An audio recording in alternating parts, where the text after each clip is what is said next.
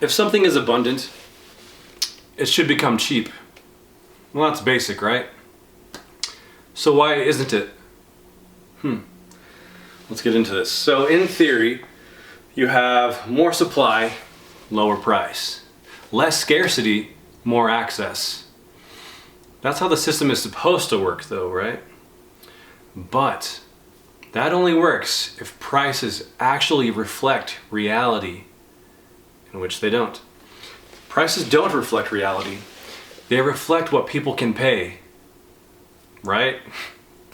That's what it's supposed to do. And that's a very different thing, because now price isn't measuring what exists or how much we can produce.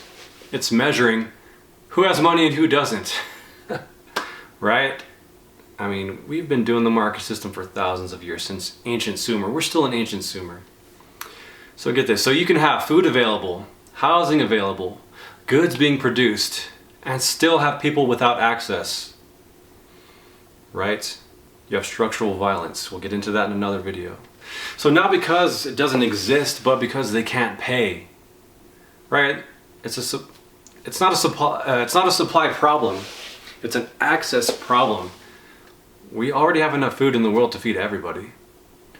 And as production becomes more efficient, this gets worse, actually, the access problem. Because efficiency lowers costs, but access is still tied to income. Do you see where we're going? This is the AI era. So even if things become easier to produce, people don't automatically gain access. We're still tied to this labor for income model. Well, and if income is tied to jobs, then and jobs are being reduced by automation, where do you think this is going? What happens exactly to access? Do you have a plan? What are you going to do in 10 years when nobody has a job? Nobody that you know has a job. Because now you have increasing production, decreasing labor, unstable income, and access is still behind a price. They're gatekeeping access to basic reality. It's not nefarious, it's mechanics.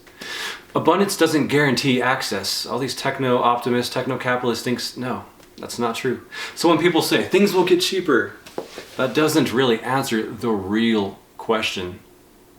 Because cheaper doesn't mean accessible. So I'll give you one last question here. Leave your comments, please. So again, if everything is becoming easier to produce, why is access still restricted? What is price actually doing? You tell me. Define the mechanism.